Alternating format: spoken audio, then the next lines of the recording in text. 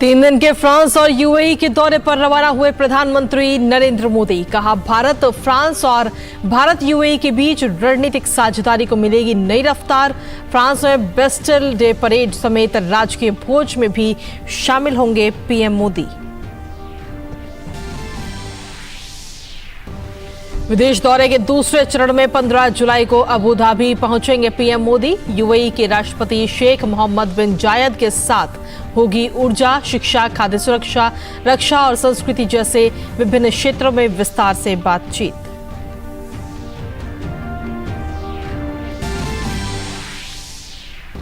NFT, artificial intelligence और metaverse के दौर में अपराध और सुरक्षा पर मंथन करने के लिए गुरुग्राम में आज से G20 सम्मेलन। गृह मंत्री अमित शाह हुए शामिल।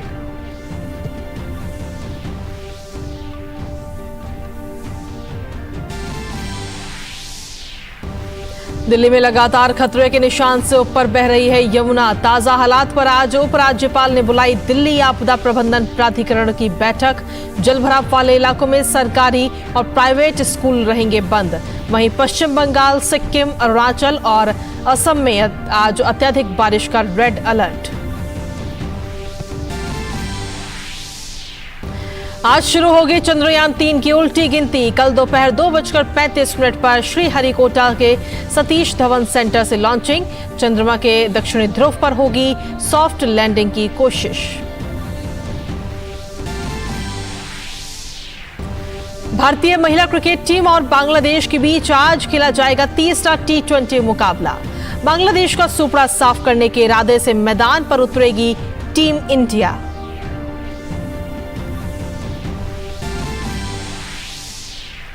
और विंबलडन में आज सेमीफाइनल खेलेंगे भारत के रोहन बोपन्ना। वहीं ओज जब्यूर का सबालेका से होगा सामना, जबकि मार्केता वांड्रा उसोवा से भिड़ेंगी एलिना स्वितोलिना।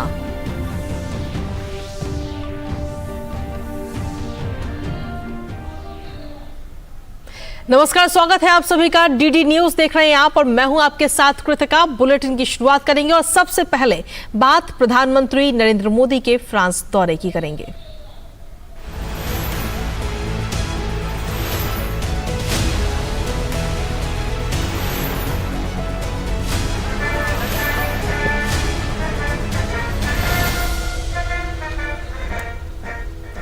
तो प्रधानमंत्री नरेंद्र मोदी आज अपनी 3 दिन की विदेश यात्रा पर फ्रांस और संयुक्त अरब अमीरात के लिए रवाना हो चुके हैं। पहले चरण में प्रधानमंत्री मोदी फ्रांस के राष्ट्रीय दिवस समारोह में बतौर मुख्य अतिथि शामिल होंगे। इस साल भारत फ्रांस रणनीतिक साझेदारी की 25वीं वर्षगांठ है। राष्ट्रपति इमैनुअल मैक्रों से द्विपक्षीय वार्ता के अलावा फ्रांस के प्रधानमंत्री, सीनेट और नेशनल असेंबली के अध्यक्ष से भी मुलाकात होगी। पीएम पेरिस में राजकीय भोज में भी शामिल होंगे। वहीं फ्रांस के बाद प्रधानमंत्री मोदी 15 तारीख को अबू धाबी के लिए रवाना होंगे। इन 2 देशों की इस यात्रा में पीएम मोदी न सिर्फ तमाम द्विपक्षीय मसलों पर विस्तार से बातचीत करेंगे, बल्कि अंतर्राष्ट्रीय मसलों पर भी विचार विमर्श होगा। वहीं प्रधानमंत्री नरेंद्र मोदी फ्रांस के दौरे पर रवाना हो चुके हैं और अब नजर डालते हैं भारत फ्रांस के मजबूत संबंधों पर।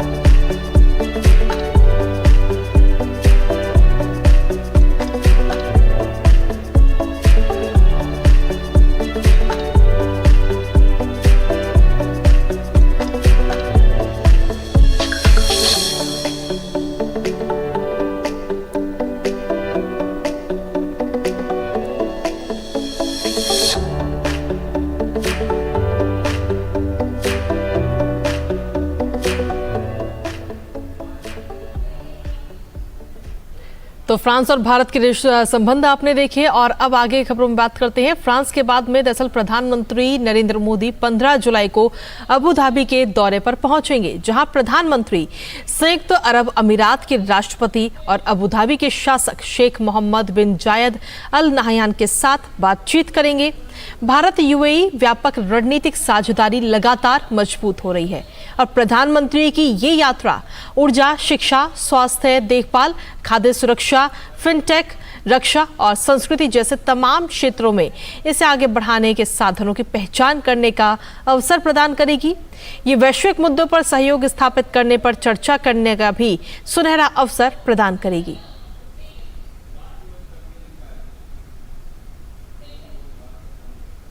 वहीं प्रधानमंत्री नरेंद्र मोदी फ्रांस की यात्रा के लिए रवाना हो चुके हैं और पीएम मोदी कल परेड के मुख्य अतिथि भी होंगे। वहीं भारत की तीनों सेनाओं की एक टुकड़ी भी इस परेड में हिस्सा लेगी। हमारे संवाददाता अमृतपाल सिंह ने बास्टिल डे परेड से जुड़ी तैयारियों का जायजा लिया, साथ ही फ्रांस सेना के कैप्टन एंथनी से भी बास्टिल डे परेड के महत्व को जाना।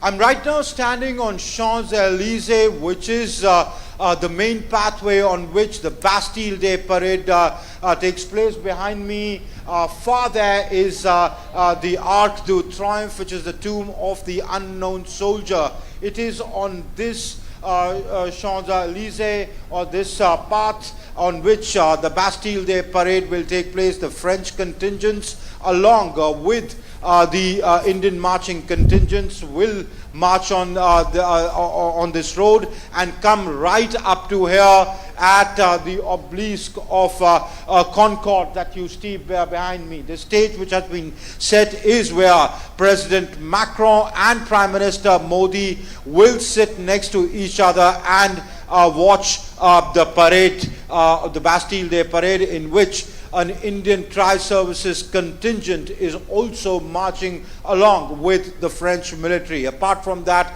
3 Rafales of the Indian Air Force, 3 Rafale jets of the Indian Air Force, which the Indian Air Force acquired from France, will be taking part in the flypast along with the French Air Force. In fact, I have with me Captain Anthony from the French Army. Give us a sense of what does the Bastille Day parade signify? For us, it's a day, a special day, where the military troops will come to the French population to share a very important moment. It's a way to show to the population the strength of our army, to stay with them, to be closely linking, and to march on the best way in the world, as you can see. Captain, this time around an Indian contingent, a Tri-Services contingent, which has a contingent from the Indian Army, from the Indian Navy, from the Indian Air Force, and of course a Tri-Services band are also marching along with the French military. What does that signify? Does that give a certain comfort level between the two militaries? Yes, you have to know that currently France and India are creating close links, and this is a way to show to the world how close we are with my country and your country. And this is a very chance for me to march with your men, with Indian people, and we will prove to the world that France and India are very close counterparts. Captain Anthony, thank you for speaking to us. So clearly, the symbolism of the two militaries marching together on Champs-Élysées on the Bastille Day is symbolic. It's not just an honor for the Indian Armed Forces, but signifies a close relationship, a relationship that is strategic, the relationship that spans the whole arena of the space of defense and security, but is much, much more than that. with cameraman Ankur Arora. This is Amritpal Singh for DD India in Paris. तो ये तो बात हो गई प्रधानमंत्री नरेंद्र मोदी के France दौरे की। अब खबरों में आगे बढ़ते हैं और बात करेंगे अब दिल्ली की, जहां पर यमुना नदी का जलस्तर लगातार खतरे के निशान से ऊपर बना हुआ है। ताजा जानकारी के अनुसार यमुना का पानी का स्तर जो है वो इस समय 208.52 मीटर पर पहुंच गया है। और इसी पर ताजा अपडेट लेते हैं, सीधा हमारे संवाददाता पराक्रम इस वक्त जुड़ रहे हैं, जो कि इस वक्त ग्राउंड जीरो पर मौजूद हैं। पराक्रम, आपके पीछे की तस्वीरें हम देख पा रहे हैं, लाल किले के बैक साइड की ये तस्वीर, जहां पर पानी बहुत ज्यादा भरा हुआ है और जहां तक जानकारी है कि घुटनों के ऊपर पानी पहुंच चुका है। ताजा अपडेट दीजिए और वहां के हालात दिखाइए। ये वो दिल्ली है जिसको शायद हम में से बहुत सारे लोगों ने पहले कभी इस हालात में नहीं देखा होगा। अब से तकरीबन 1.5 घंटा पहले यहाँ पर वाहनों की आवाजाही हो रही थी और जी। ये जो रास्ता ठीक पहचाना लाल किले के बैक साइड वाला ये रास्ता है जो कि ITO से कश्मीरी गेट की तरफ जोड़ता है और शांतिवन की ओर जाता है। इस वक्त जो हालात है, हमारे कमर तक पानी भर चुका है और पानी इतनी तेजी से यहाँ पर लगातार बढ़ता हुआ जा रहा है जिसका अंदाजा शायद किसी को भी नहीं था। और यही वजह रही कि बहुत सारे लोग परेशान हैं और तकरीबन 2 घंटे से वो लोग फंसे हुए हैं। अभी हम तो खैर रिपोर्टिंग करते हुए यहाँ पर बीच में आ गए, लेकिन हालात बहुत चिंताजनक है। और ये जो पानी जब तेजी से बढ़ता जा रहा है तो ऐसे में सवाल ये उठता है कि जो कि भी जिम्मेदार है या जिनको भी इस खतरे का आशंका यदि जो पहले से जताई जा रही थी यदि वो थी, तो फिर सही समय पर लोगों को इत्तला क्यों नहीं की गई, सही समय पर लोगों को आगाह क्यों नहीं किया गया। बहुत सारे लोग क्योंकि यहाँ पर फंस गए थे, बड़ी मुश्किल से उनको रेस्क्यू करके निकाला गया। और ये देखिए यहाँ पर जो कुछ ऐसे लोग हैं वो अपने सिर पर सामान लेकर जाते हुए, ये बच्चा यहाँ पर तैरते हुए जा रहा है, क्योंकि आपको बता दूं कि तकरीबन यहाँ पर जो है ये जो ब्रिज है, यहाँ से मैं कैमरा से को बोलूंगा थोड़ा और दिखाए, इस ब्रिज के बीच में तकरीबन 20 फीट तक पानी भर चुका है कृतिका। और देखिए वो जो बस उसके आगे दिखाई दे रही है वो तकरीबन आधी डूब चुकी है। और उसके आगे जो लोग बीते 2 घंटे से फंसे हुए हैं वो तमाम सारे लोग हैं जिन्हें ऑफिस जाना था, जिन्हें अपने गंतव्य तक जाना था, बिल्कुल नहीं जाना। ये तस्वीर है दिल्ली की कृतिका, क्योंकि हालात बताते हैं कि यहाँ पर लापरवाही बरती गई है जिम्मेदारों की तरफ से, क्योंकि उसका सीधा खामियाजा आम नागरिक भुगत रहे हैं। रूट डाइवर्ट किया गया है और सभी लोग ट्रैफिक लॉगिंग की वजह से और वाटर लॉगिंग की वजह से फंसे हुए हैं। कृतिका, बिल्कुल पराक्रम, और ये तस्वीरें वाकई हैरान करने वाली भी हैं। और साथ ही सबसे ज्यादा दिक्कत उन लोगों को हो रही है जिनका ऑफिस का ये समय है, क्योंकि सुबह के करीब 11:15 इस वक्त बज रहे हैं। ऐसे में लोग ऑफिस कैसे पहुंचे वो सबसे ज्यादा मुश्किल है। और दिल्ली में जहां पर रूट डाइवर्ट किया गया है वहां पर भी काफी जाम की स्थिति इस वक्त देखने को मिल रही है। जानकारी ये भी पराक्रम मिली है कि जो लोग अब अपने रोड से ट्रेवल ना करते हुए मेट्रो का सहारा ले रहे थे उनको भी परेशानी का सामना करना पड़ रहा है, क्योंकि मेट्रो का जो स्टेशन है वहां पर भी पानी भरने की स्थिति नजर आ रही है। पराक्रम, इसको लेकर क्या कुछ अपडेट्स हैं आपके पास?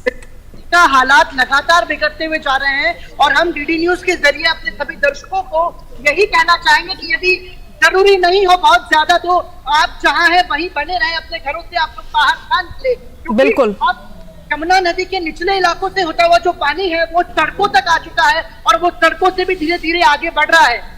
हालांकि उम्मीद हम सभी कर रहे हैं, क्योंकि एनडीआरएफ की टीम, SDRF की टीम, जिला प्रशासन, PWD, जल विभाग, तमाम सारे विभाग के जो लोग हैं और जो आला अधिकारी हैं वो पूरी तरीके से मुस्तैद हैं और व्यवस्था को बनाने में लगे हुए हैं।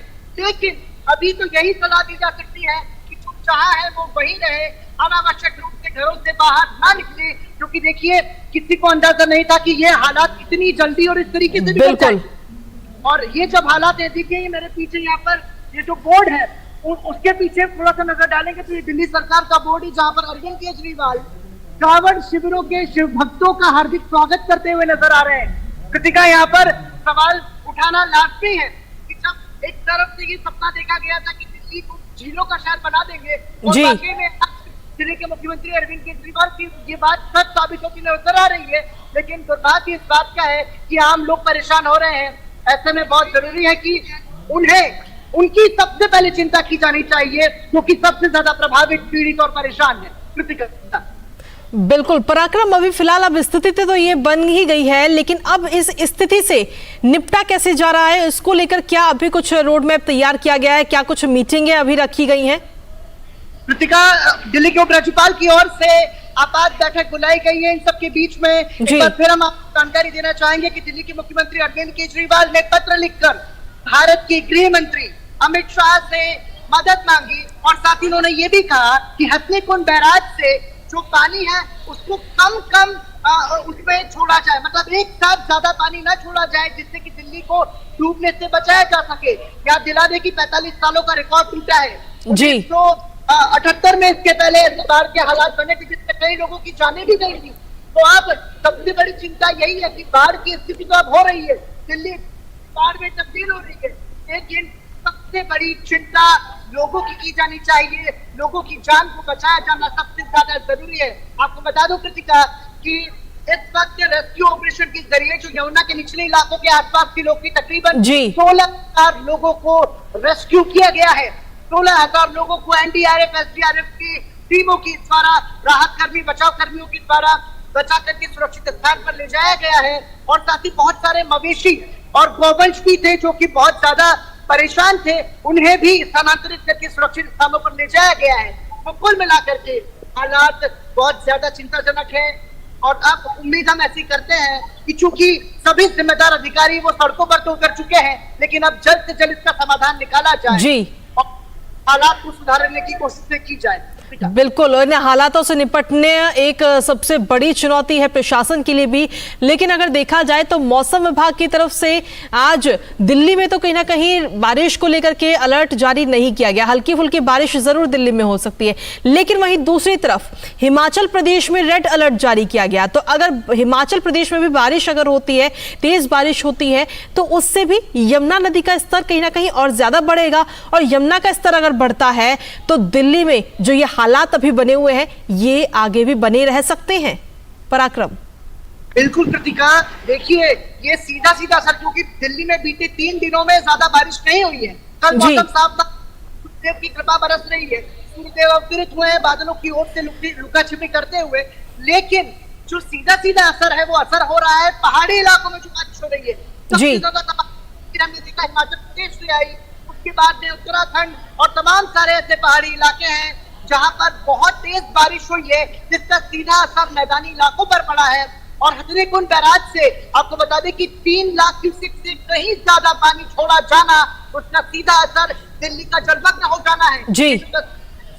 ये मुझे लगता है कि शायद ही किसी ने देखी होगी कि बिल्कुल एक तरीके से नावें तैर सकती हैं जी। लोग तैर रहे हैं, बहाव इतना ज्यादा है कि सभी परेशान है और जो चाहा है वो वही खड़ा रहने को मजबूर है। ऐसे में ये बात बिल्कुल ठीक है कि यदि पहाड़ी इलाकों में बारिश बढ़ती है, क्योंकि मौसम विभाग अलर्ट तक जो जारी किया हुआ है पहले से ही, बिल्कुल तो सीधा असर राजधानी दिल्ली पर पड़ेगा, बिल्कुल दिल्ली से आसपास के इलाकों पर भी पड़ेगा। ठीक है, चलिए पराक्रम, आप लगातार अपडेट्स हमें देते रहिएगा, लेकिन साथ ही अपना भी ध्यान जरूर रखिएगा क्योंकि मौसम भी इन दिनों इस वक्त बदल रहा है। आपके पास वापस आएंगे और ताज़ा अपडेट लेने के लिए। इसी के साथ अपने दर्शकों तक सीधा बता दें कि अगर जरूरी ना हो, अगर आप दिल्ली में रह रहे हैं और जरूरी ना हो तो अपने घरों से बाहर बिल्कुल ना निकले, क्योंकि दिल्ली में स्थिति इस वक्त बहुत अच्छी नहीं है, क्योंकि यमुना नदी का जलस्तर बढ़ने से आईटीओ के पास में रिंग रोड में पानी भरने के कारण यातायात काफी ज्यादा वहां पर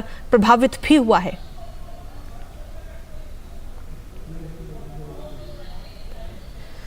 तो ये तस्वीरें इस वक्त आपको दिखा रहे हैं दिल्ली की, जहां पर जगह जगह पर जलभराव की स्थिति, कई फीट तक पानी यहां पर भरा हुआ है। यमुना नदी के जलस्तर की अगर बात करें तो वो भी इस वक्त खतरे के निशान से ऊपर बह रहा है। सड़कों पर पानी आ गया है, कई फीट तक पानी आ गया है। लोगों को अगर देखा जाए तो सबसे ज्यादा दिक्कतों का सामना इस वक्त करना पड़ रहा है। जो व्यक्ति जहां पर है वो वहीं पर इस वक्त फंसा हुआ है। तो आज यमुना का लेवल और बढ़ने के बाद मेट्रो की अगर बात करें तो उसके आवागमन पर भी आंशिक रूप से असर पड़ा है। आज सुबह यमुना पुल पर दिल्ली मेट्रो की स्पीड थोड़ी सी कम कर दी गई। उधर यमुना बैंक मेट्रो स्टेशन पर जाने का रास्ता जो है उसे बंद कर दिया गया। तो यमुना पुल पर दिल्ली मेट्रो की गति को थोड़ा सा धीमे किया गया है, जिससे कि किसी प्रकार की कोई समस्या ना हो।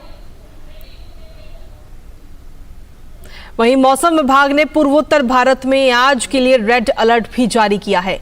मौसम विभाग के अनुसार पश्चिमी बंगाल, सिक्किम, अरुणाचल और असम में बहुत भारी बारिश होगी। वहीं उत्तराखंड, उत्तर प्रदेश और पश्चिमी मध्य प्रदेश में भी बारिश जारी रहने का अनुमान है। दक्षिण भारत की अगर बात करें तो विशाखापत्तनम में अगले 2 दिनों में कुछ जगहों पर हल्की बारिश होने की संभावना है, लेकिन 2 दिनों के बाद आंध्र प्रदेश के तटीय इलाकों के कई जिलों में भारी बारिश की भी संभावना जताई गई है। मौसम विभाग का पूर्वानुमान है कि दिल्ली में आज भी दिन भर बादल छाए रहेंगे, हल्की बारिश होने का भी अनुमान है। हालांकि शनिवार और रविवार को अच्छी बरसात होने की संभावना है। वहीं बात देहरादून की करें तो मौसम विभाग का कहना है कि आज नैनीताल, देहरादून, पौड़ी, गढ़वाल, हरिद्वार में भारी बारिश हो सकती है। इसके अलावा उत्तराखंड में कई जगह पर येलो अलर्ट भी आज जारी किया गया है।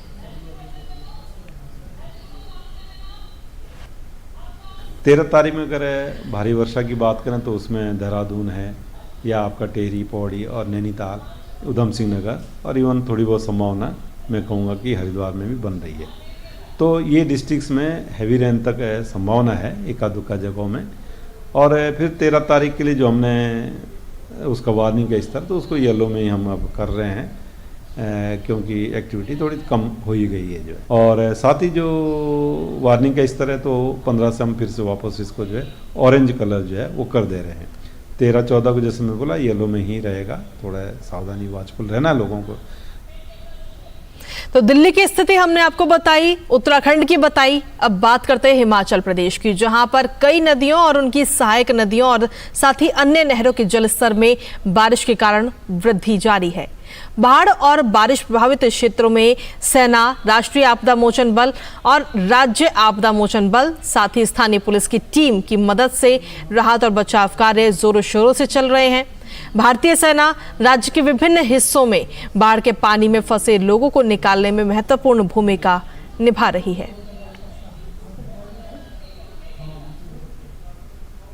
वहीं बीजेपी के नेता और हिमाचल प्रदेश के पूर्व मुख्यमंत्री जयराम ठाकुर ने कुल्लू जिले के भुंतर में बाढ़ प्रभावित इलाकों का दौरा किया। इस दौरान उन्होंने कहा कि हम कोशिश करेंगे कि केंद्र से ज्यादा मदद मिले।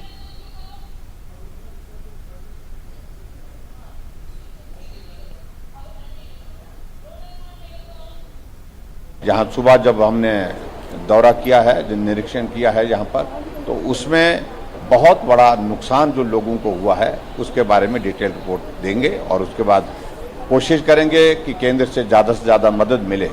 और मैं ये भी ज़रूर कहूँगा कि हिमाचल प्रदेश सरकार भी इन लोगों के लिए जो तुरंत राहत के ऐसी स्थिति में जो प्रोविज़न रहता है इमीडिएट रिलीफ का, वो अभी तक नहीं मिला। इस बात को लेकर के मैं थोड़ा हैरान हूँ और चिंतित भी हूँ।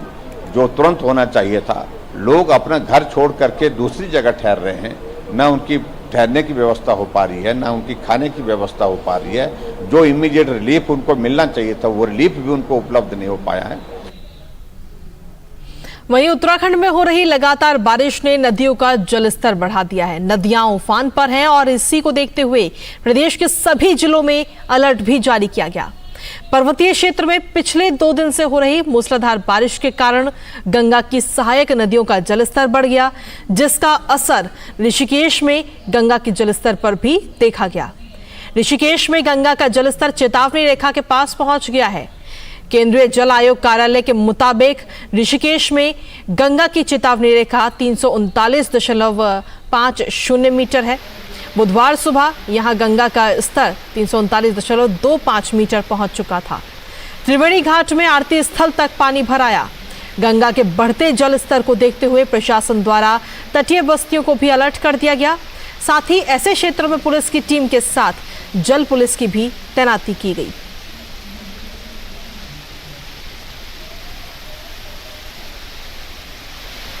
और इसी पर ताजा अपडेट देने के लिए हमारे साथ में हमारे संवाददाता मुकुल इस वक्त जुड़ रहे हैं दिल्ली से, साथ ही अवधेश नौटियाल हमारे साथ जुड़ रहे हैं इस वक्त देहरादून से। सबसे पहले अवधेश आपके पास में आना चाहेंगे उत्तराखंड की स्थिति को जानने के लिए, क्योंकि जब लगातार बारिश हो रही है तो गंगा का स्तर भी बढ़ गया है और कांवड़िए इन दिनों वहां पर पहुंच रहे हैं लगातार गंगा जल लेने के लिए। तो किस तरीके से चेतावनी वहां पर जारी की गई है और प्रशासन किस तरीके से तैनात है? कुल कृतिका, जो राज्य सरकार है उसने पहले से जो है चेतावनी जारी की हुई है और जो खास तौर से जो कांवड़िए स्थान है, चाहे वो हरिद्वार का स्थान हो या गंगोत्री का स्थान हो या ऋषिकेश का स्थान हो, वहां पर जो है विशेष जल पुलिस के साथ जो स्थानीय फोर्स है, एसडीआरएफ, एनडीआरएफ, तमाम फोर्स तैनात की गई है और कांवड़ियों को भी समझाया जा रहा है कि वो जल लेने के लिए नदी के किनारे से ही जल भरें या अंदर ज्यादा, मतलब नदी के ज्यादा अंदर की तरफ ना प्रवेश करें, क्योंकि जो नदियां हैं वो खतरे के निशान के करीब बह रही हैं। तो इसको लेकर प्रशासन लगातार, जो स्थानीय प्रशासन है वो लगातार सक्रिय है, जो जिला प्रशासन है और जो सरकार है वो लगातार सक्रिय है। अभी खुद मुख्यमंत्री पुष्कर सिंह धामी आपदा प्रबंधन केंद्र पहुंचे हैं और वो एक हाई लेवल की मीटिंग अधिकारियों को कर रहे हैं और तमाम जो फीडबैक है वो अधिकारियों से ले रहे हैं कि कहां पर क्या कुछ स्थितियां हैं। मैं खुद मौसम विभाग, जो उत्तराखंड का मौसम केंद्र है, वहां खड़ा हूं कृतिका, और जो अभी मौसम निदेशक विक्रम सिंह जी से मेरी बातचीत हुई तो अभी राहत वाली बात उन्होंने नहीं बताई। उन्होंने कहा कि जो 18 तक है वो मौसम ऐसे ही रहने वाला है। अभी जो हरिद्वार देहरादून जनपद, जो हरिद्वार का रेड अलर्ट था, कहीं ना कहीं 18 तक मौसम रहेगा। तो जो पर्वतीय जनपद हैं वहां पर भारी बारिश की चेतावनी वो बता रहे हैं। तो आने वाले दिनों में जहां हम उम्मीद लगा रहे थे कि बारिश हल्की हो रही है और शायद राहत मिलेगा, तो जो स्थानीय प्रशासन है वो बहुत युद्ध स्तर पर कार्य करेगा। लेकिन जिस तरह से मौसम निदेशक ने बताया कि 18 तक ये अभी येलो से ऑरेंज और ऑरेंज से रेड हो सकता है, तो कहीं जो स्थितियां जो है अभी अगर 3-4 दिन मौसम ऐसे बदलेगा तो स्थितियां बदल सकती हैं। सरकार पूरी तरह है, लेकिन जो लगातार बारिश से जो जगह जगह भूस्खलन होने से बड़ी संख्या में जो मार्ग हैं वो बाधित हो रहे हैं, उनको खोलने का लगातार काम जारी है। 350 के लगभग की भी मशीनें हैं, तमाम जो राज्य के जो पद है वहां पर खड़ी की गई हैं। इसके साथ ही अभी तक 15 जून से अब तक की बात करूं तो 17 लोगों की करीब मौत हो चुकी है कृतिका, और 18 करीब लोग घायल हैं। ऐसी इसमें बड़ी संख्या में मवेशियों की मौत भी हुई है। अगर 15 जून से अब तक के आंकड़ों की बात करूं तो ये आंकड़े बढ़ सकते हैं अगर इस तरह की ये लगातार बारिश जारी रही 18 तक। बिल्कुल, तो कहीं ना कहीं उत्तराखंड में एसडीआरएफ और एनडीआरएफ की टीमें तो तैनात की ही गई हैं, जिससे कि किसी प्रकार की कोई परेशानी वहां पर जो यात्री पहुंच रहे हैं उनको ना हो। आपके पास वापस आएंगे अवधेश। इसी बीच मुकुल का रुख कर लेते हैं, जो कि इस वक्त दिल्ली में जो मौसम भवन है वहां पर इस वक्त मौजूद है। मुकुल, मौसम को लेकर क्या कुछ अपडेट इस वक्त अधिकारी देते हुए नजर आ रहे हैं? साथ ही खास तौर पर दिल्ली की अगर बात करें तो क्या बारिश से थोड़ी राहत दिल्ली वासियों को आज मिलती हुई नजर आएगी? मुकुल।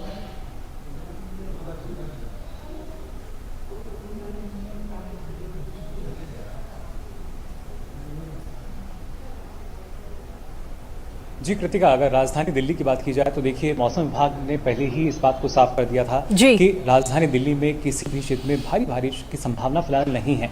हालांकि बादल जो हैं वो छाए रहेंगे या हल्की फुल्की बारिश जो है वो कुछ एक क्षेत्रों में हो सकती है। और राजधानी दिल्ली में हम सभी जानते हैं जो ड्रेनेज सिस्टम है उसका क्या हाल है। ज्यादा बारिश होती तभी ये सारा पानी कहीं ना कहीं यमुना के जलस्तर में इजाफा करता, लेकिन फिलहाल बारिश जो है वो नहीं होगी, क्योंकि अगर पहले से ही यहाँ दिल्ली सरकार चेत जाती तो शायद अगर एक समाधान उनके पास होता, जो सैलाब हम सड़क पे देख पा रहे हैं, शायद ये स्थिति हमारे सामने नहीं होती। लेकिन अब जो निगाहें हैं वो लगातार यमुना के जलस्तर पर सबकी टिकी हुई हैं। लोग जो हैं दिल्ली के वो खासतौर से अपने आप को उतना सुरक्षित नहीं आज मान रहे हैं। जो कल तक तस्वीरें देखते थे पहाड़ी राज्यों की या दूसरे राज्यों जो स्थिति बनी हुई है, बाढ़ जैसे हालात हैं, आज दिल्ली के जो वासी हैं वो खुद उसको महसूस कर रहे हैं। सुबह जो अपने घरों से निकले थे अब उन्हें लग रहा है कि कैसे हम अपने घर पर पहुंचेंगे, क्योंकि जो रास्ते हैं वो लगभग बंद हो चुके हैं और ऐसे में जो रेल सेवाएं पहले चल रही थी वो पहले से बाधित चल रही हैं। कई जो लोग हैं वो अभी परेशान हैं, फंसे हुए हैं, ट्रैफिक में फंसे हुए हैं। लेकिन फिलहाल समाधान के तौर पर अगर बात की जाए कोई समाधान इसका नजर नहीं आ रहा।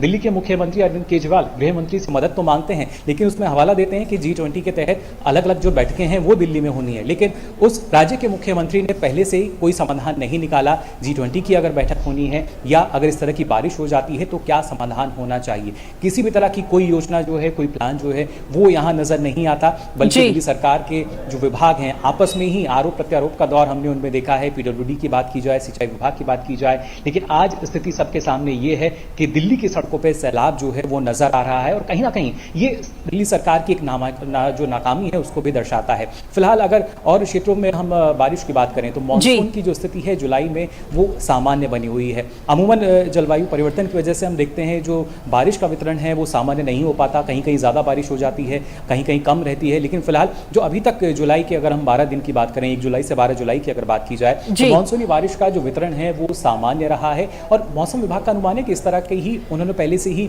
जो पूर्वानुमान है वो दे दिया था कि इस तरह की स्थिति रहेगी। लेकिन अब देखना ये होगा, खासतौर से हिमाचल प्रदेश का आपने जिक्र किया था, क्योंकि अभी तो हिमाचल प्रदेश में उतनी बारिश नहीं है, लेकिन 15 और 16 तारीख को वहां के लिए मौसम विभाग द्वारा अनुमान जताया गया है कि कुछ क्षेत्रों में भारी बारिश हो सकती है। तो अगर इन 2 दिनों के दौरान जो दिल्ली का जलस्तर है, यमुना का जलस्तर, उसमें अगर कुछ कमी भी हुई तो फिर शायद पीछे से एक बार फिर जो पानी है वो आएगा और हथनीकुंड बैराज द्वारा छोड़ा जाएगा, तो फिर वो पानी दिल्ली में दस्तक देगा। और तब तक भी शायद लगता नहीं कि दिल्ली सरकार इसके लिए तैयार होगी या कुछ इंतजाम कर पाएगी दिल्ली वासियों के लिए।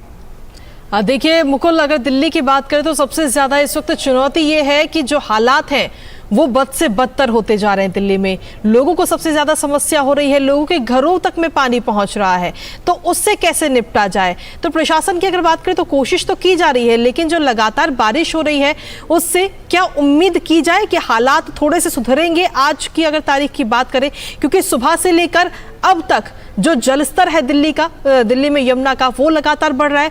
साथ ही अब यमुना से बाहर आकर के पानी जो है वो सड़कों पर बहता हुआ नजर आ रहा है, कई फुट तक सड़कों पर पानी इस वक्त नजर आ रहा है, जिससे यातायात सबसे ज्यादा प्रभावित हुआ है। मुकुल,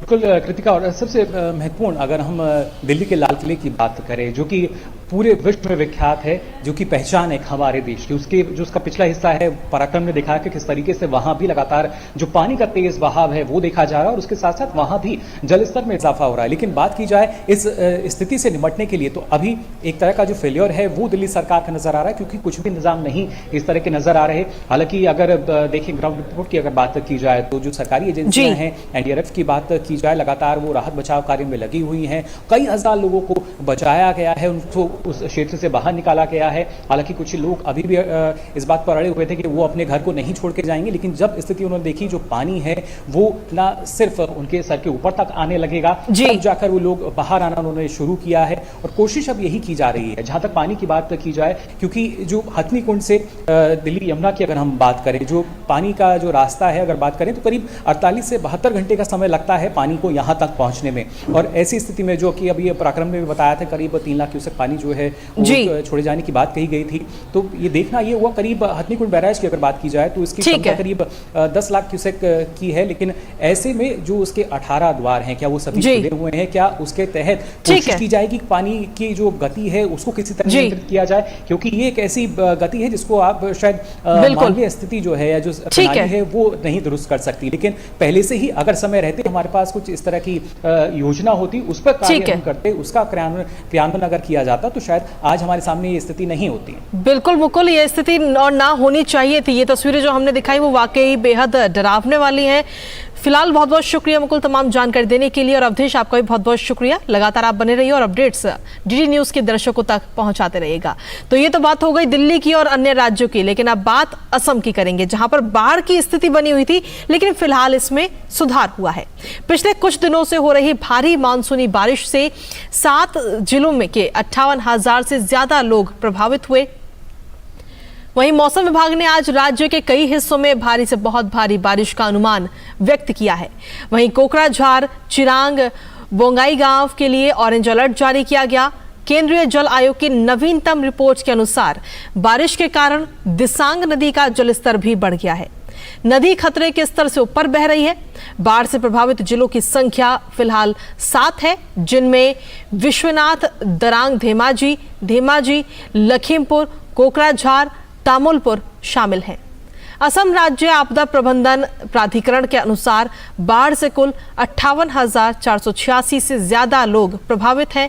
तो वहीं लखीमपुर में 4 मेडिकल टीमें भी तैनात की गई।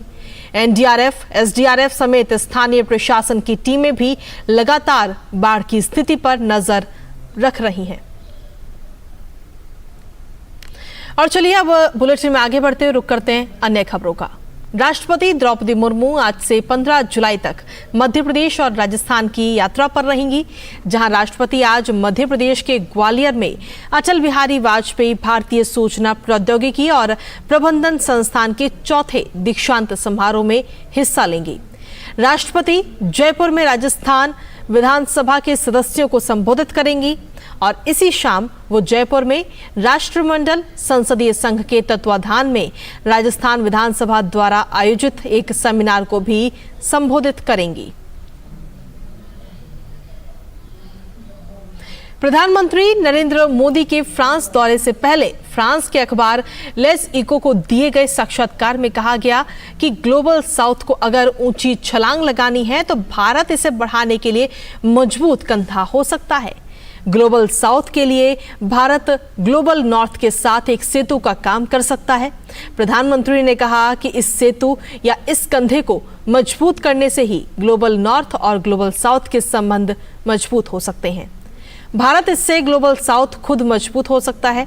भारत और फ्रांस की रणनीतिक साझेदारी के 25 साल पूरे होने पर पीएम मोदी ने कहा कि दोनों देशों के रिश्ते अब एक महत्वपूर्ण मोड़ पर हैं। साथ ही उन्होंने कहा कि महामारी के बाद की वैश्विक व्यवस्था पर नजर डालें तो हमारी रणनीतिक साझेदारी का सकारात्मक अनुभव एक महत्वपूर्ण कदम है और अगले 25 साल के रोड मैप पर काम करने के लिए तैयार हूं, जो कि हमारे लिए काफी महत्वपूर्ण है। इस दौरान प्रधानमंत्री ने कहा कि रिश्ता काफी मजबूत, विश्वसनीय और लगातार बना हुआ है।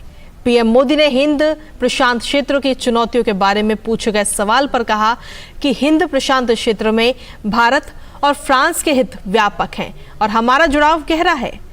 हिंद प्रशांत महासागर के लिए सागर यानी क्षेत्र में सभी के लिए सुरक्षा और विकास का दृष्टिकोण रखा है। पीएम मोदी ने कहा कि हम जिस भविष्य का निर्माण करना चाहते हैं उसके लिए शांति आवश्यक है, लेकिन ये सुनिश्चित नहीं है। भारत हमेशा बातचीत और कूटनीति के माध्यम से मतभेदों से के शांतिपूर्ण समाधान और सभी देशों की संप्रभुता, अंतर्राष्ट्रीय कानून और नियम आधारित अंतर्राष्ट्रीय व्यवस्था का सम्मान करने के लिए खड़ा रहा है।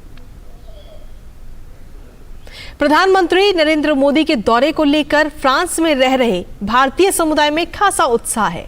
साथ ही फ्रांस में रह रहे भारतीय समुदाय का मानना है कि प्रधानमंत्री मोदी के कारण विदेशों में रह रहे भारतीयों का महत्व बढ़ा है।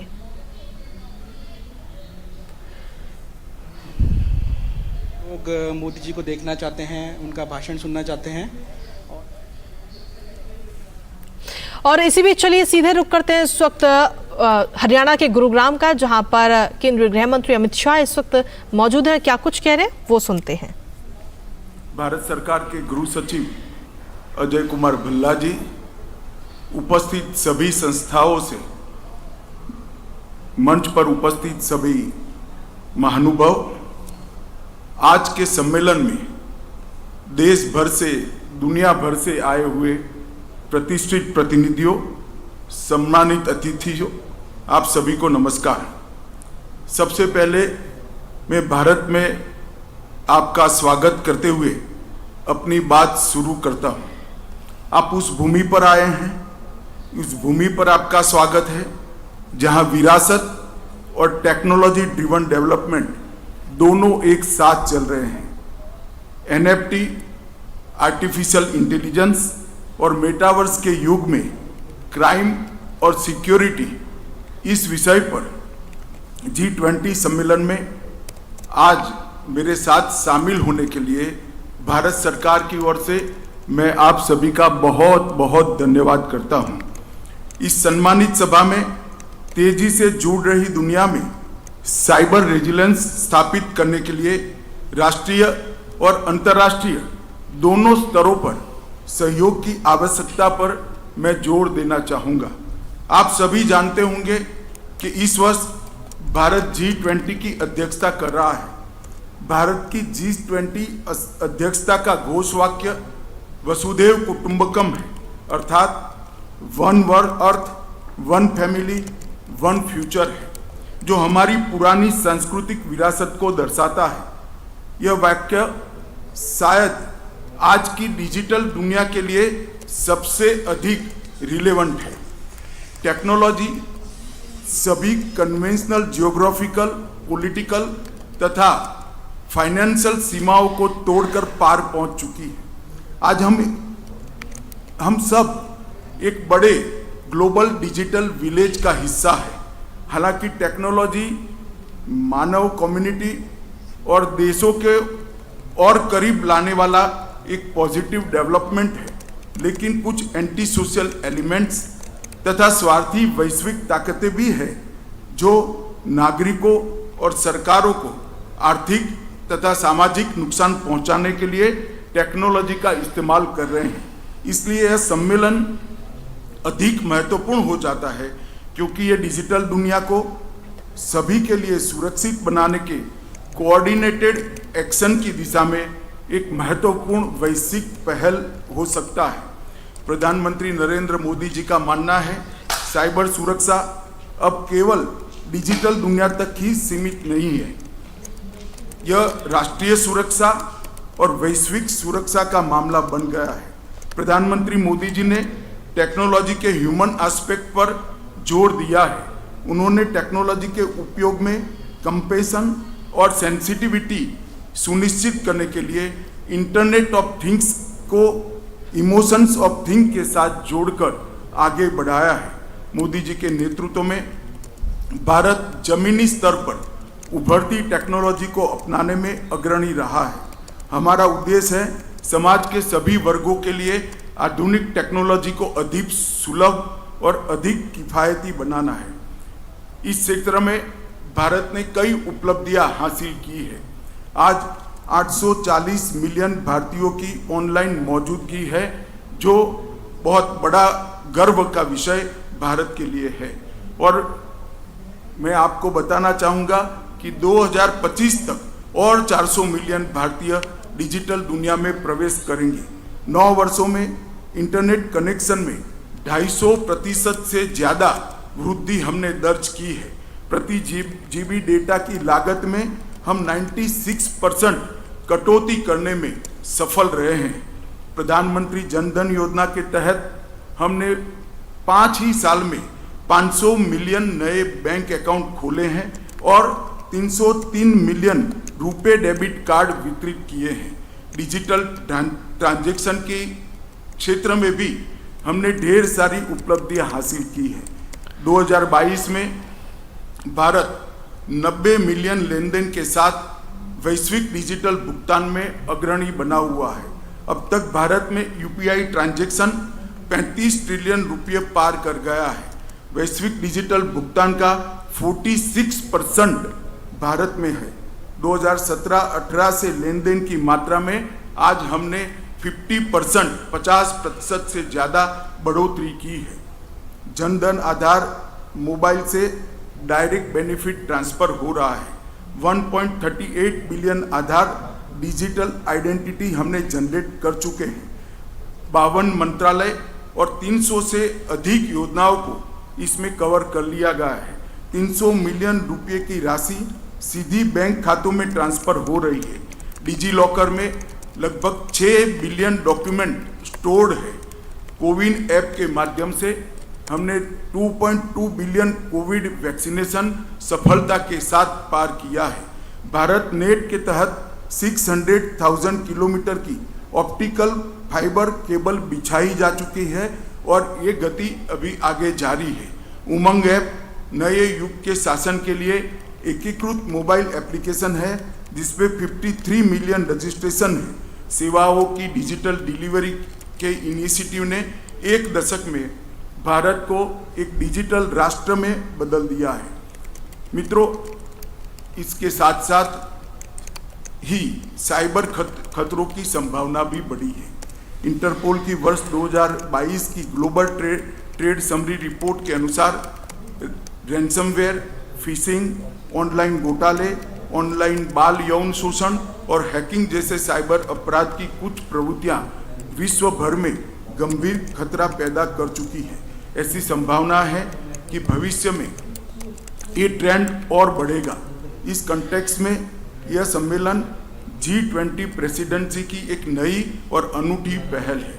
G20 सम्मेलनों में साइबर सुरक्षा पर अब तक का यह पहला सम्मेलन है।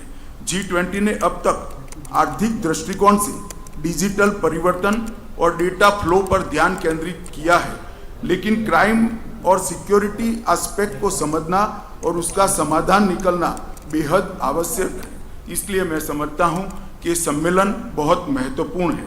हमारा प्रयास है NFT, AI, मेटावर्स तथा अन्य इमर्जिंग टेक्नोलॉजी के युग में कोऑर्डिनेटेड और कोऑपरेटिव तरीके से नए उभरते हुए खतरों के लिए समय पर प्रतिक्रिया देकर हमने क्राइम वर्ल्ड से आगे जाने का प्रयास करना चाहिए। G20 के मंच पर साइबर सिक्योरिटी पर अधिक ध्यान दिए जाने से हम इंफॉर्मेशन इंफ्रास्ट्रक्चर और डिजिटल पब्लिक प्लेटफॉर्मों की सुरक्षा और संपूर्णता सुनिश्चित करने में सकारात्मक योगदान हमें प्राप्त हो सकता है। G20 के मंच पर साइबर सिक्योरिटी और साइबर क्राइम पर विचार विमर्श करने के लिए इंटेलिजेंस और इंफॉर्मेशन शेयरिंग नेटवर्क के विकास में मदद मिलेगी और इस क्षेत्र में ग्लोबल कोऑपरेशन को बल मिलेगा। इस सम्मेलन का उद्देश्य डिजिटल पब्लिक गुड्स और डिजिटल पब्लिक इंफ्रास्ट्रक्चर को सशक्त और सुरक्षित बनाने और टेक्नोलॉजी की शक्ति का बेहतर उपयोग करने के लिए एक सुरक्षित और सक्षम अंतर्राष्ट्रीय ढांचे को बढ़ावा देना है। मुझे विश्वास है कि 2 दिन की इस कॉन्फ्रेंस के 6 सत्रों में internet governance, digital public infrastructure की सुरक्षा, डिजिटल ऑनरशिप के संबंधित लीगल और रेगुलेटरीज इश्यूज, AI का रिस्पॉन्सिबल यूज और डार्कनेट जैसे विषयों में इंटरनेशनल कोऑपरेशन फ्रेमवर्क पर सार्थक चर्चा होगी। मुझे खुशी है कि अंतर्राष्ट्रीय समुदाय ने बहुत अच्छे तरीके से हमारी इस पहल को रिस्पॉन्ड किया है। इस सम्मेलन में G20 सदस्यों के अलावे 9 अतिथि देश और 2 प्रमुख अंतर्राष्ट्रीय संगठनों के साथ साथ विभिन्न अंतर्राष्ट्रीय वक्ता भी भाग ले रहे हैं। मित्रों, इस डिजिटल युग के मद्देनजर साइबर सिक्योरिटी ग्लोबल सिक्योरिटी के लिए बहुत महत्वपूर्ण पहलू बन गई है, जिसके इकोनॉमिकल तथा जियोपॉलिटिकल प्रभावों पर पर्याप्त ध्यान देने की आवश्यकता है। Terrorism, terror finance, radicalisation, narco trade, narco terror links और मिस इन्फॉर्मेशन सहित नई उभरती पारंपरिक और गैर पारंपरिक चुनौतियों से बेहतर ढंग से निपटने के लिए राष्ट्रों और अंतर्राष्ट्रीय संगठनों की क्षमता को मजबूत बनाना बहुत आवश्यक है। हमारी कन्वेंशनल सिक्योरिटी चुनौतियों में डायनामाइट से मेटावर्स और हवाला से क्रिप्टो करेंसी तक का परिवर्तन दुनिया के लिए निश्चित चिंता का विषय है और हम सभी को साथ मिलकर इसके खिलाफ साझी रणनीति तैयार करनी होगी। टेररिस्ट हिंसा को अंजाम देने के लिए, युवाओं को रेडिकलाइज करने के लिए तथा वित्त संसाधन जुटाने के लिए नए तरीके खोज रहे हैं। वर्चुअल एसेट्स के रूप में नई तरीकों का उपयोग आतंकवादियों द्वारा फाइनेंशियल ट्रांजैक्शन के लिए भी किया जा रहा है। टेररिस्ट अपनी पहचान छिपाने के लिए और रेडिकल मटेरियल को फैलाने के लिए डार्क नेट का भी उपयोग कर रहे हैं। हमें डार्क नेट पर चलने वाली इन गतिविधियों के पैटर्न को समझना होगा और उसके उपाय भी ढूंढने होंगे। वर्चुअल एसेट माध्यमों के उपयोग पर नकेल कसने के लिए एक मजबूत और कारगर ऑपरेशनल सिस्टम की दिशा में हमें एक साथ आकर सोचना होगा। मेटावर्स, जो कभी साइंस फिक्शन था, अब वास्तविक दुनिया में कदम रख चुका है। मेटावर्स से आतंकवादी संगठनों के लिए मुख्य रूप से प्रचार, भर्ती, प्रशिक्षण, इसके नए अवसर पैदा हो सकते हैं। इससे टेररिस्ट ऑर्गेनाइजेशन के लिए कमजोर मानसिकता वाले लोगों का चयन करना और उन्हें लक्ष्य बनाना और उनकी कमजोरियों के अनुरूप मटेरियल तैयार करना बहुत आसान हो जाएगा। मेटावर्स यूजर की पहचान की सच्ची नकल करने के लिए अवसर भी पैदा करते हैं, जिसे डीप फेक कहते हैं। व्यक्तियों के बारे में बेहतर बायोमेट्रिक जानकारी का उपयोग करके अपराधी यूजर का रूप धरने और उनकी पहचान चुराने में सक्षम हो जाएंगे।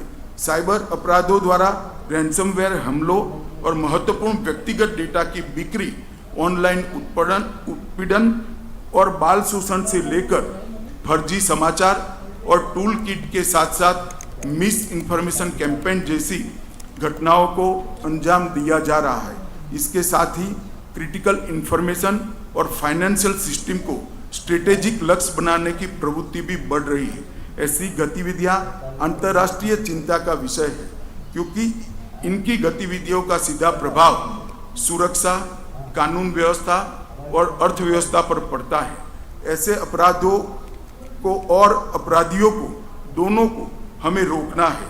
अगर रोकना है तो कन्वेंशनल जियोग्राफिक बॉर्डर से ऊपर उठकर सोचना होगा और हमें इस दिशा में बहुत काम भी करने की जरूरत है। डिजिटल युग में टारगेट हमारे भौतिक संसाधन नहीं होते हैं, बल्कि हमारी ऑनलाइन काम करने की क्षमता को टारगेट किया जाता है। कुछ मिनट के लिए भी ऑनलाइन नेटवर्क में व्यवधान बहुत घातक हो सकता है। आज दुनिया में की सभी सरकारें गवर्नेंस और पब्लिक वेलफेयर में डिजिटल माध्यमों को प्रोत्साहन दे रही है। इस दिशा में आवश्यक है कि डिजिटल प्लेटफॉर्म पर नागरिकों का विश्वास बना रहे। डिजिटल स्पेस में असुरक्षितता नेशनल स्टेट की लेजिटिमेसी को और संप्रभुता के सामने प्रश्न चिन्ह खड़ा करते हैं। हमारा इंटरनेट विजन न तो राष्ट्र को अस्तित्व के संकट में डालने वाला अत्यधिक फ्रीडम वाला होना चाहिए और न ही डिजिटल फायरवॉल जैसे आइसोलेट करने वाले इंफ्रास्ट्रक्चर से बना हुआ होना चाहिए। भारत ने कुछ ऐसे open access digital public infrastructure model खड़े किए हैं जो कि समग्र विश्व में मिसाल बने हुए हैं। हमारा डिजिटल आइडेंटिटी का Aadhaar model, real time fast payment का UPI model, open network for digital commerce ONDC, health के क्षेत्र में ओपन हेल्थ सर्विस नेटवर्क जैसे और भी है। आज दुनिया को डिजिटल पब्लिक इंफ्रास्ट्रक्चर के लिए नई व्यवस्था की जरूरत है जो इंफॉर्मेशन और फाइनेंस के प्रवाह में मध्यस्थता करे। इससे दुनिया के देशों को अपने नागरिकों को डिजिटल रूप से सशक्त बनाने में सुविधा होगी। मित्रों, मैं कुछ सुरक्षा उपायों के लिए भी बात करना जरूर चाहूँगा। दुनिया के कई देश साइबर अटैक के शिकार हुए हैं और यह खतरा दुनिया भर की सभी बड़ी अर्थव्यवस्थाओं पर मंडरा रहा है। विश्व बैंक के अनुमान के अनुसार 19 से 23 के दौरान साइबर हमलों से दुनिया को लगभग $5.2 ट्रिलियन का नुकसान हो सकता है। मैलिशियस थ्रेट एक्टर्स द्वारा क्रिप्टो करेंसी का उपयोग इसकी पहचान और रोकथाम को और जटिल बना देता है। प्रधानमंत्री मोदी जी के नेतृत्व में भारत सरकार ने एक समान साइबर कार्यनीति की रूपरेखा तैयार करने, साइबर अपराधों की रियल टाइम रिपोर्टिंग के लिए, लॉ एनफोर्समेंट एजेंसियों की कैपेसिटी बिल्डिंग के लिए, एनालिटिकल टूल्स डिजाइन करने के लिए, फॉरेंसिक प्रयोगशालाओं का एक राष्ट्रीय नेटवर्क स्थापित करने के लिए, साइबर हाइजीन सुनिश्चित करने के लिए और हर नागरिक तक साइबर जागरूकता के प्रसार करने जैसे क्षेत्रों में बहुत काम किया है। अब भारत के सभी पुलिस थानों में crime and criminal tracking network and system CCTNS को क्रियान्वित कर दिया गया है। साइबर अपराध के विरुद्ध व्यापक जवाबी कार्यवाही सुनिश्चित करने हेतु भारत सरकार ने Indian cyber crime coordination centre I4C की स्थापना की है। भारत सरकार ने साइट्रेन पोर्टल नामक एक विशाल ओपन ऑनलाइन ट्रेनिंग प्लेटफॉर्म को भी निर्माण किया है। शायद साइबर सुरक्षा के क्षेत्र में ये दुनिया का सबसे बड़ा ट्रेनिंग प्रोग्राम होगा। आगे के लिए सोचने के लिए हमारी ये 2 दिन की कॉन्फ्रेंस जब आप सभी लोग विचार मंथन करेंगे, एक safe and secure cyber space सुनिश्चित करने हेतु मैं कुछ बिंदुओं पर इस सभा का ध्यान जरूर आकर्षित करना चाहता हूं। मेरा आग्रह होगा कि इस सम्मेलन में आप इन बिंदुओं पर जरूर विचार करें। डिजिटल अपराधों को काउंटर करने के लिए बने सभी देशों के कानून में एक रूपता लाने का प्रयास करना चाहिए। एक रूपता लाने के साथ साथ सभी देश के कानूनों में एक दूसरे के देश में हुए साइबर अपराधों को पकड़ने के लिए और प्रोसिक्यूशन की व्यवस्था की भी स्पेस रखनी पड़ेगी। साइबर अपराधों के बॉर्डरलेस नेचर को ध्यान में रखते हुए देशों के भिन्न भिन्न कानूनों के तहत कॉमन रिस्पॉन्ड करने की व्यवस्था हमें खड़ी करनी होगी। इस क्षेत्र में ग्लोबल कोऑपरेशन से cyber security benchmarks, best practices और रेगुलेशन में तालमेल बनाने के लिए भी एक प्लेटफॉर्म बनाने के लिए भी हमने सोचना पड़ेगा। मैं आशा करता हूं कि इस दिशा में यह सम्मेलन एक ठोस एक्शन प्लान बनाकर विश्व के सामने रखेगा। साइबर सिक्योरिटी नीतियों में इंटीग्रेटेड और स्टेबल अप्रोच से इंटरऑपरेटिबिलिटी में आसानी होगी, इंफॉर्मेशन शेयरिंग में ट्रस्ट बढ़ेगा और एजेंसियों के प्रोटोकॉल और रिस्पांस गैप में कमी आएगी। राष्ट्र के महत्वपूर्ण इंफ्रास्ट्रक्चर को सुरक्षित बनाने के लिए सदस्य देशों के बीच उद्योग और शिक्षा जगत के सक्रिय समर्थन से real time cyber threat intelligence को साझा करना इस समय की मांग है। साइबर घटनाओं की रिपोर्टिंग और उन पर कार्यवाही में सभी देशों की साइबर एजेंसियों में अधिक तालमेल करने के लिए भी एक प्लेटफॉर्म बनाना भी समय की मांग है। शांतिपूर्ण, सुरक्षित, प्रतिरोधी और open information and communication technology वातावरण के निर्माण के लिए संयुक्त प्रयासों से सीमा पार साइबर अपराधों की जांच में सहयोग आज की मांग है। इंफॉर्मेशन कम्युनिकेशन टेक्नोलॉजी के आपराधिक प्रयोग पर यूनाइटेड नेशन कन्वेंशन के अनुरूप तेजी से साक्ष्यों का संरक्षण, जांच और सहयोग हमने बढ़ाना होगा। इमर्जिंग टेक्नोलॉजी के कारण उभरते खतरों से निपटने के लिए कंप्यूटर इमरजेंसी रिस्पांस टीमों को सुदृढ़ बनाना होगा। प्रभावी predictive, preventive, protective and recovery action हेतु 24/7 साइबर सिक्योरिटी मैकेनिज्म के बीच में भी हमने सहयोग और कोऑपरेशन बढ़ाना पड़ेगा। साइबर थ्रेट लैंडस्केप का स्वरूप राष्ट्रीय सीमाओं के पार तक फैल गया है, जिसके कारण साइबर क्राइम से प्रभावी रूप से लड़ने के लिए राष्ट्रों, संगठनों और स्टेक होल्डरों द्वारा कोऑपरेशन और इंफॉर्मेशन का आदान प्रदान का भी प्लेटफॉर्म बनाना समय की मांग है। रिस्पॉन्सिबल उपयोग सुनिश्चित करने के लिए ट्रांसपेरेंट और अकाउंटेबल एआई और इमर्जिंग टेक्नोलॉजी गवर्नेंस फ्रेमवर्क का निर्माण करने का समय आ गया है। डिजिटल करेंसी से लैस साइबर क्राइम में वृद्धि को देखते हुए राष्ट्रों के बीच एक डेडिकेटेड कॉमन चैनल की आवश्यकता है, ताकि ऐसी वित्तीय अनियमितताओं को रोका जा सके। एनएफटी प्लेटफॉर्म की थर्ड पार्टी वेरिफिकेशन से विश्वास बढ़ेगा और आपराधिक गतिविधियों पर रोक लगेगी। अंत में मैं फिर से इस बात पर जोर देना चाहूँगा, कोई भी देश या संगठन अकेले साइबर खतरों का मुकाबला नहीं कर सकता। इसके लिए एक संयुक्त मोर्चे की आवश्यकता है, एक संयुक्त प्लेटफॉर्म की आवश्यकता है। हमारे भविष्य ने हमें अवसर दिया है कि हम संवेदनशीलता के साथ टेक्नोलॉजी का उपयोग करने और सार्वजनिक सुरक्षा तथा संरक्षा सुनिश्चित करने के लिए अपनी प्रतिबद्धता पर अटल रहे। हालांकि यह कार्य अकेले सरकारों के द्वारा संभाला नहीं जा सकता, सरकारों ने भी सबको साथ में लेना पड़ेगा। हमारा लक्ष्य साइबर सक्सेस वर्ल्ड का निर्माण करना है, न कि साइबर फेल्योर वर्ल्ड का। साथ मिलकर हम सभी के लिए एक सुरक्षित और समृद्ध डिजिटल भविष्य सुनिश्चित करने हेतु इन टेक्नोलॉजी की क्षमता का उपयोग कर सकते हैं। आइए हम सहयोग करने, विचार साझा करने और अंतर्राष्ट्रीय साझी बनाने के लिए इस 2 दिन की कॉन्फ्रेंस का उपयोग करें। अंत में इन कॉन्फ्रेंस में भाग लेने के लिए मैं भारत सरकार के गृह मंत्रालय की ओर से आप सभी का बहुत बहुत धन्यवाद करता हूं। वंदे मातरम।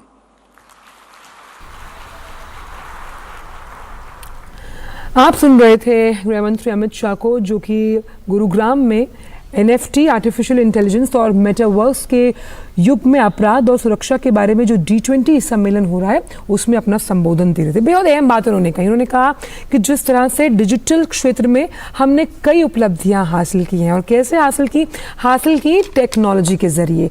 लेकिन जब टेक्नोलॉजी के जरिए हमने उपलब्धियां हासिल की है तो उसमें क्राइम सिक्योरिटी का समाधान निकालना भी हमारा ही उत्तरदायित्व है, और कैसे इसके खिलाफ लड़ना है, क्योंकि कई ऐसे देश हैं, हम मानते हैं कंप्यूटर सिस्टम्स हैं जो साइबर अटैक का शिकार हुए हैं, और कैसे अपनी अकाउंटेबिलिटी को प्रिजर्व करना है और रिस्पॉन्सिबिलिटी के साथ आगे बढ़ना है, उसका जिक्र उन्होंने यहाँ पर किया। आर्टिफिशियल इंटेलिजेंस के बारे में साफ तौर पर उन्होंने ये कहा कि कैसे साइबर समाज में जागरूकता पैदा करना परम कर्तव्य है, क्योंकि तकनीक के लिहाज से जब हम आगे बढ़ने का जिक्र कर रहे हैं, चाहे वो तमाम क्षेत्रों में, एजुकेशन है, हेल्थ की हम बात करते हैं, स्पेस की हम बात करते हैं, उस लिहाज से सिक्योर्ड नेटवर्क को सुनिश्चित करना भी हमारी अपनी जिम्मेदारी है। तो फिलहाल इस बुलेटिन में इतना ही है, आगे आपसे मिलेंगे 12 बजे के बुलेटिन में।